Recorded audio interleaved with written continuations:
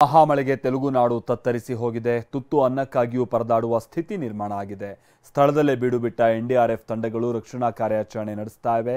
ಈ ನಡುವೆ ಸಂತ್ರಸ್ತರ ನೆರವಿಗೆ ಜೂನಿಯರ್ ಎನ್ಟಿಆರ್ ಧಾವಿಸಿದ್ದಾರೆ. ಬನ್ನಿ ಇದಕ್ಕೆ ಸಂಬಂಧಪಟ್ಟ ಹಾಗಿನ ರಿಪೋರ್ಟ್ ನೋಡ್ಕೊಂಬೋಣ.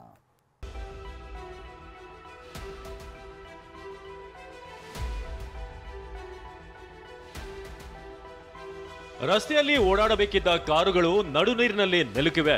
ದೊಡ್ಡ ದೊಡ್ಡ ಲಾರಿಗಳೇ ಕಸಕ್ಕೆ ಸಿಲುಕಿ ರಸ್ತೆ ಬದಿ ನಿಂತಿವೆ. ಜೀವನ ಕಟ್ಟಿಕೊಡಬೇಕಾದ ಆಟೋಗಳು ಅನಾಥವಾಗಿ ಎಲ್ಲೆಂದರಲ್ಲಿ ಸಿಕ್ತಿವೆ. ಹೌದು, ಆಂಧ್ರ ಪ್ರದೇಶದಲ್ಲಿ ಮಳೆರಾಯನ ಅಬ್ಬರಕ್ಕೆ ಜನಜೀವನ ಪೂರಾ ಬಟ್ಟೆಯಾಗಿದೆ. ಪ್ರವಾಹದ ಹೊಡೆತಕ್ಕೆ ಕೊಚ್ಚಿ ಹೋಗಿದ್ದ ವಾಹನಗಳು ಎಲ್ಲೆಂದರಲ್ಲಿ ಸಿಗ್ತಾ ಇವೆ.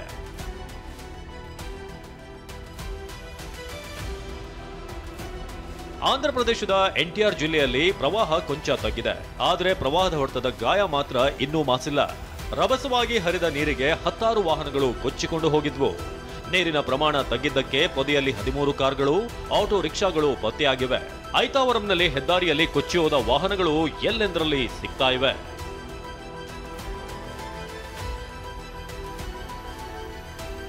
ಇನ್ನು ಲಂಗರು ಹಾಕಿದ್ದ ಬೋಟ್ಗಳೇ ಪ್ರವಾಹಕ್ಕೆ ಕೊಚ್ಚಿಕೊಂಡು ಹೋಗಿವೆ.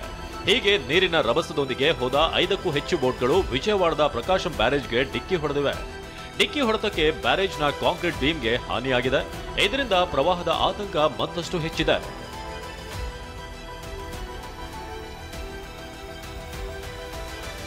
ಆಂಧ್ರದ ಜನರ ಬದುಕು ಎಂತವರ ಕಣ್ಣಲ್ಲೂ ನೀರು ತರಿಸುವಂತಿದೆ. ಪ್ರವಾಹದಿಂದ ಹಲವು ಮನೆಗಳು ಮುಳುಗಿ ಹೋಗಿದ್ದು, ಅನ್ನ ನೀರಿಲ್ಲದೆ ಜನ ರೋಸಿ ಹೋಗಿದ್ದಾರೆ. ಒಂದು ಪೊಟ್ಟಣ ಆಹಾರಕ್ಕಾಗಿ ಜನರ ನಡುವೆ ಪೈಪೋಟಿ ಏರ್ಪಟ್ಟಿರೋ ದುಸ್ಥಿತಿ ಬಂದೊದಗಿದೆ. ಸೊಂಟದವರೆಗೆ ನಿಂತ ನೀರಿನಲ್ಲೇ ಜನ ಆಹಾರಕ್ಕಾಗಿ ಕೈ ಚಾಚ್ತಿದ್ದಾರೆ. ಇನ್ನು ಮತ್ತೊಂದು ಕಡೆ 1 ಲೀಟರ್ ಹಾಲಿಗಾಗಿ ಜನ ವಾಹನದ ಹಿಂದೆ ಓಡ್ತಿರುವ ದೃಶ್ಯ ಮನ ಕಲಕುವಂತಿದೆ.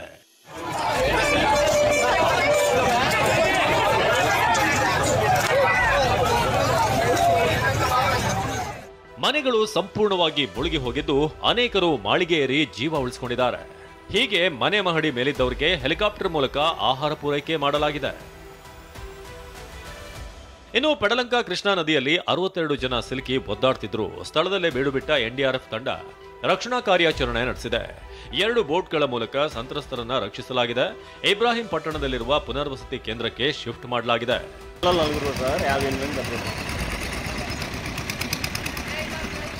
ಆಂಧ್ರ ಪ್ರದೇಶ ಮತ್ತು ತೆಲಂಗಾಣದಲ್ಲಿ ಸಾವಿನ ಸಂಖ್ಯೆ ಏರುತ್ತಲೇ ಇದೆ.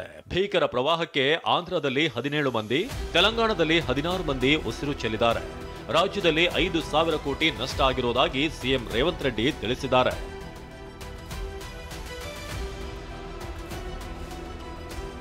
ಇನ್ನು ತೆಲುಗು ನಾಡಿನ ಭೀಕರತೆಗೆ ಅನೇಕರು ಸಹಾಯಕ್ಕೆ ಧಾವಿಸಿದ್ದಾರೆ.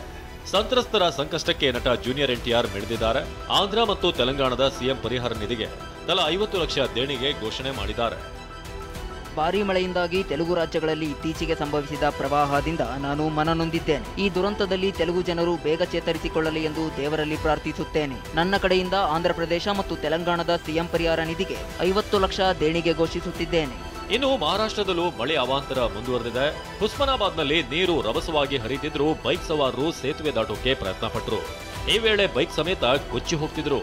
ಕೂಡಲೇ ಸಹಾಯಕ್ಕೆ ಧಾವಿಸಿದ ಗ್ರಾಮಸ್ಥರು ರೋಚಕವಾಗಿ ಯುವಕನನ್ನ ರಕ್ಷಿಸಿದ್ದಾರೆ.